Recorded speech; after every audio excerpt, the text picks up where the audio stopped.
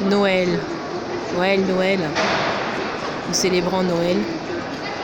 Alors je profite de l'occasion, bonjour à tous, pour vous partager cette vidéo et aussi une réflexion à laquelle en fait je souhaiterais faire participer le plus grand nombre. Et je pense que c'est une question qui mérite, mérite qu'on se la pose en fait. Alors ma question est de savoir qui célébrons-nous à Noël. Nous voyons aujourd'hui que Noël, la star de Noël aujourd'hui, c'est le Père Noël. Et dans les médias, pendant au moins 2 mois, dès le mois de novembre jusqu'à la fin du mois de décembre, on nous parle du Père Noël. Il y a des films sur le Père Noël et en fait qui apportent des cadeaux aux enfants.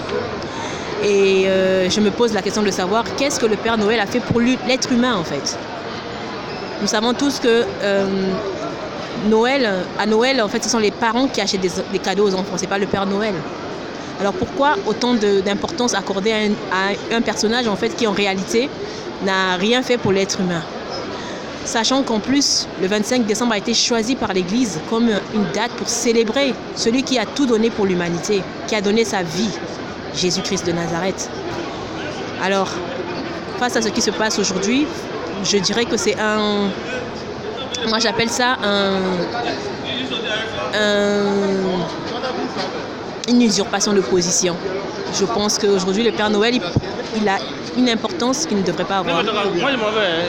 On lui donne une importance qu'il ne devrait pas avoir, alors que cette place, elle revient à Jésus-Christ. C'est lui qui est mort pour l'être humain à la croix. C'est lui qui a donné de sa vie pour que nous, êtres humains, nous soyons sauvés. Il a pris notre place à la croix. Le châtiment qui devait tomber sur nous, dit Ésaïe, est tombé sur lui. À la croix, il a souffert ce que nous aurions dû souffrir. Mais il n'a pas voulu que nous vivions cela. Parce que il est amour, il nous aime.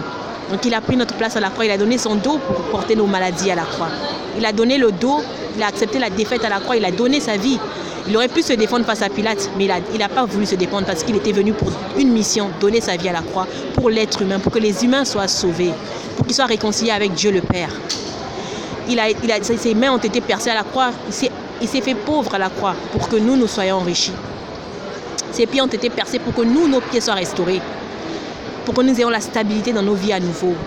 Son cœur a été percé pour que notre cœur soit changé, transformé en un cœur rempli d'amour, l'amour de Dieu, que nous pouvons manifester les uns à l'égard des autres. S'il n'avait pas donné sa vie à la croix, nous ne serions pas capables de manifester de l'amour pour les autres. Il a donné sa vie pour nous à la croix. C'est lui qui mérite d'être la star de Noël.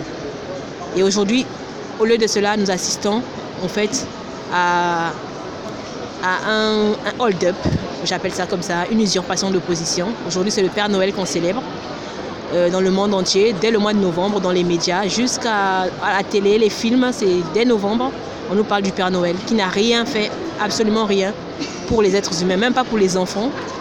Alors, parce que ce sont les parents qui achètent les cadeaux pour les enfants. Alors voilà, je nous invite à nous poser les vraies questions, les bonnes questions, pendant qu'il est encore temps. Qu'est-ce que le Père Noël a fait pour nous? Mais Jésus-Christ, il a tout accompli, il a tout fait, il a tout donné pour nous, il a donné de sa vie, il a donné son sang, il a donné son corps qui a été meurtri, blessé, il a été défiguré à la croix pour nous.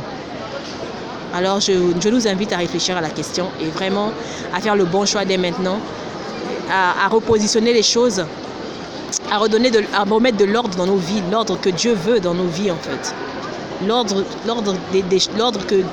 divin dans nos vies, remettre ces choses à leur place. Jésus-Christ est celui qui a payé pour nous, qui a donné sa vie pour nous. Et c'est lui qui mérite d'être la star à Noël et personne d'autre. Et vraiment, je nous invite vraiment à nous poser les bonnes questions. Est-ce que ceux qui écoutent cette vidéo et qui ne sont pas encore nés de nouveau, qui n'ont pas encore accepté Jésus-Christ dans leur vie comme Seigneur et Sauveur, je vous demande, où passerez-vous l'éternité? Un jour, nous quitterons tous la terre en fait. Il y en a qui sont déjà partis, qui nous ont précédés. Il y en a qui sont venus avant nous et qui sont partis. Ils sont où aujourd'hui? Si tu n'as pas cru en Jésus pendant que tu es sur terre, mais une fois que tu es mort, tu ne pourras pas passer l'éternité dans sa présence, dans le repos. C'est pas possible.